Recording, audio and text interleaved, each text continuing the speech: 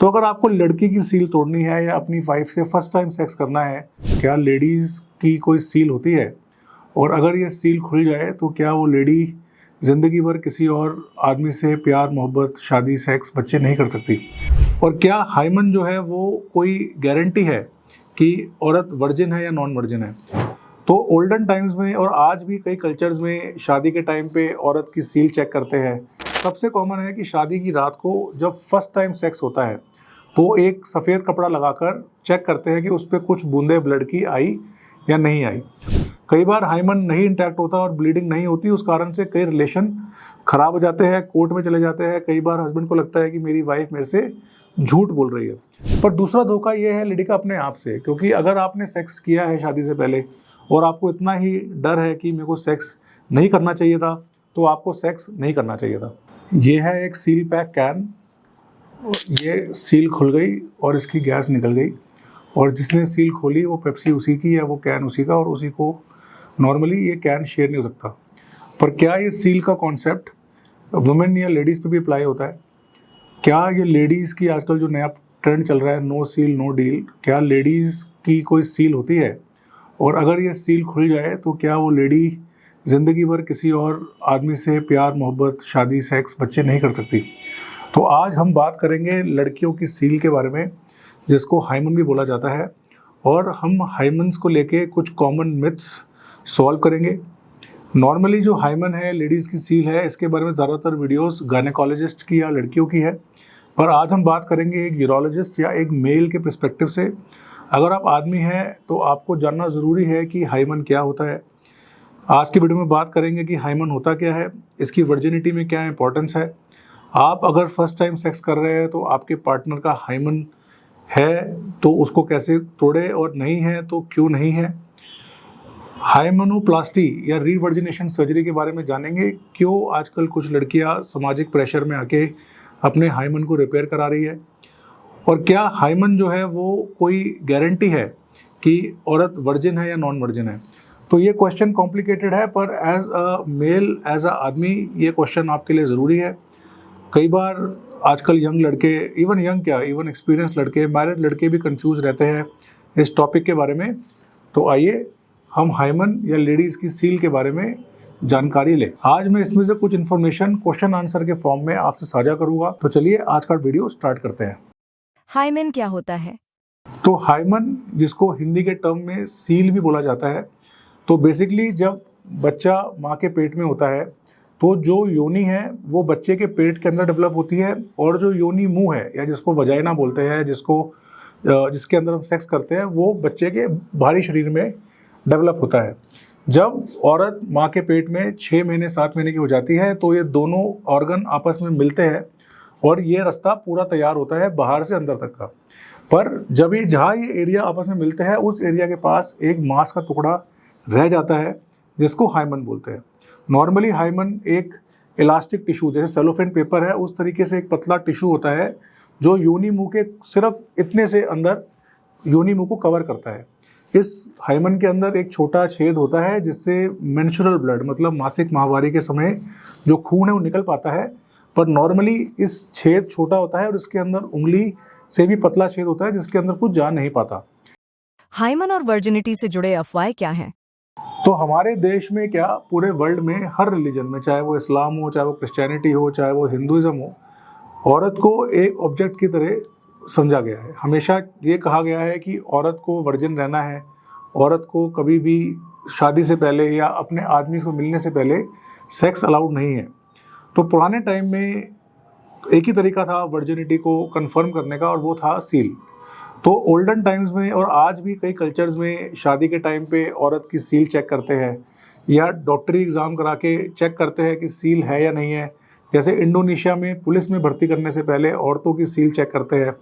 या सबसे कॉमन है कि शादी की रात को जब फर्स्ट टाइम सेक्स होता है तो एक सफ़ेद कपड़ा लगाकर चेक करते हैं कि उस पर कुछ बूंदे ब्लड की आई या नहीं आई, और उस ब्लीडिंग से गारंटी होती है कि ये औरत वर्जिन है। पर यह एक मिथ है। हाइमन कई बार बिना सेक्स के भी टूट जाता है। कई बार क्या, मेजॉरिटी ऑफ केसेस में हाइमन औरत में सेक्स बिना किए भी टूट सकता है, छन भिन्न हो सकता है। या तो टैम्पॉन यूज़ किया गया हो, या कोई साइकिलिंग करी गई हो जिसमें बहुत ज़्यादा स्ट्रेचिंग हुई हो, फिजिकल एक्टिविटी बहुत ज़्यादा की गई हो, हॉर्स राइडिंग ज़्यादा की गई हो, या इवन आप अगर आल्टी पाल्टी मार के बैठते हैं या चौकड़ मार के बैठते हैं, उसमें भी स्ट्रेचिंग से कई बार हाइमन टूट जाता है, फट जाता है। कई बार हाइमन बहुत इलास्टिक होता है और उसके अंदर का छेद इतना इलास्टिक होता है कि लिंग के अंदर जाने के बावजूद भी हाइमन टेयर नहीं होता। और जब औरत को एग्जामिनेशन किया जाता है शादी के बाद 6 महीने 7 महीने, जहाँ उसने कई बार अपने हस्बैंड से सेक्स कर लिया है, हाइमन तब भी नहीं टूटता, उसको इलास्टिक हाइमन बोलते हैं और उसमें ब्लीडिंग नहीं होती। हाइमन का सांस्कृतिक मूल्य क्या होता है? ये मिथ है हाइमन का वर्जिनिटी के साथ, और हमेशा से कोशिश की गई है औरत को कंट्रोल करने की, एक गर्ल की सेक्सुअलिटी को कंट्रोल करने की।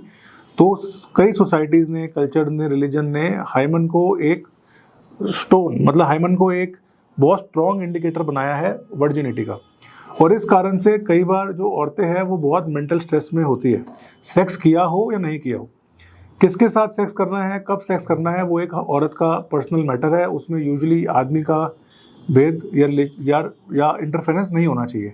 पर क्योंकि इंडिया में स्पेसिफिकली हमारे कल्चर में एज अ मैन हमें लगता है कि हमने सेक्स नहीं किया पहले, तो हमारी वाइफ ने भी कभी सेक्स ना किया हो, जो कि जायज़ है।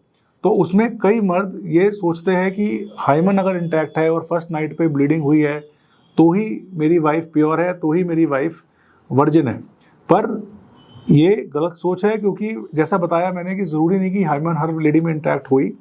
कई बार हाइमन नहीं इंटैक्ट होता और ब्लीडिंग नहीं होती, उस कारण से कई रिलेशन ख़राब हो जाते हैं, कोर्ट में चले जाते हैं। कई बार हस्बैंड को लगता है कि मेरी वाइफ मेरे से झूठ बोल रही है। तो मेरा आपको यही एडवाइस रहेगा कि आप कल्चरली, रिलीजियसली जैसे भी सोचें, पर अगर आपकी वाइफ का हाइमन नहीं भी है या आपको ब्लीडिंग नहीं भी हुई है, तो आपको अपनी वाइफ के ऊपर विश्वास करना चाहिए।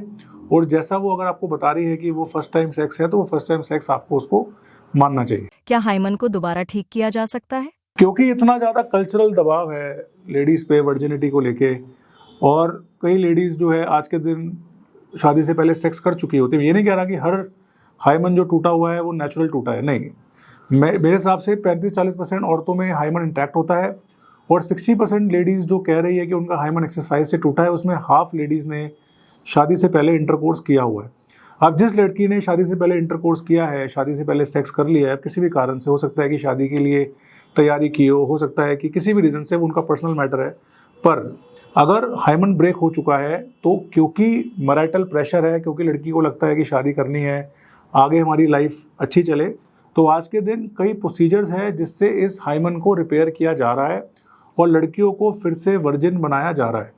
इसको बोलते हैं रीवर्जिनेशन सर्जरी। रीवर्जिनेशन सर्जरी मतलब कि आप ऐसी लेडी जिसका हाइमन जिसका हाइमन सेक्सुअल पेनिट्रेशन से टूटा है, वो अपने आप को फिर से वर्जिन बनाए।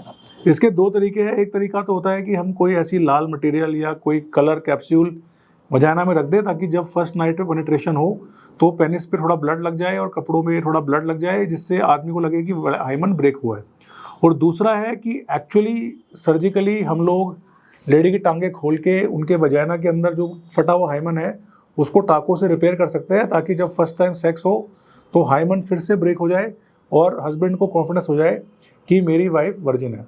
अब ये 2 तरह से धोखा है। पहला धोखा तो ये लेडी का हस्बैंड से है, क्योंकि वो वर्जिन नहीं है पर वो चाह रही है कि उनका हस्बैंड उनको वर्जिन माने। हो सकता है ये सही भी हो ताकि रिलेशनशिप ठीक चले।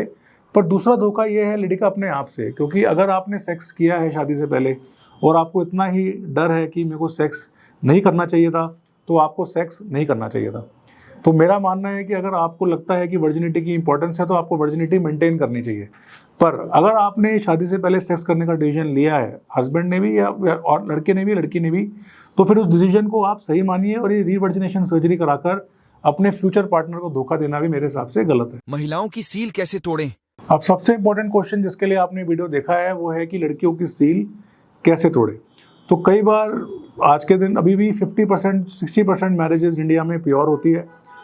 लड़का भी फर्स्ट टाइम सेक्स करता है, लड़की फर्स्ट टाइम सेक्स करती है, और वर्जिन सेक्स नॉर्मली मुश्किल होता है। तो वर्जिन सेक्स में 3 चीज़ें हैं। तो सील तक तो तब पहुँचेंगे जब तक आप पहले अपनी वाइफ को कंफर्टेबल कर पाएंगे।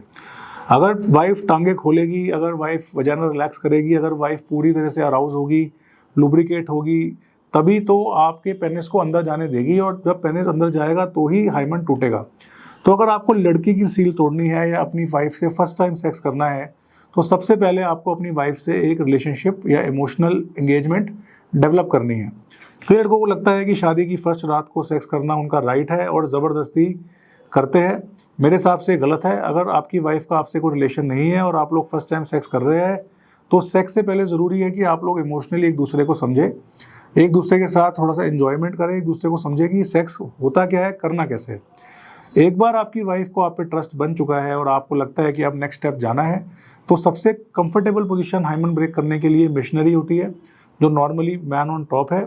इसके अंदर सबसे कंफर्टेबल लेडी भी रहती है और आदमी भी रहता है। लुब्रिकेशन का ज़रूर यूज़ करिए, फोर प्ले प्रॉपरली करिए और अपने पेनिस को वजाइना के अंदर फोर्स नहीं करना। कई बार फोर्स करने से लेडी को पीड़ा होती है, पेन होता है और पेनिट्रेशन नहीं हो पाता, हाइमन टूटने के तो दूर की बात है।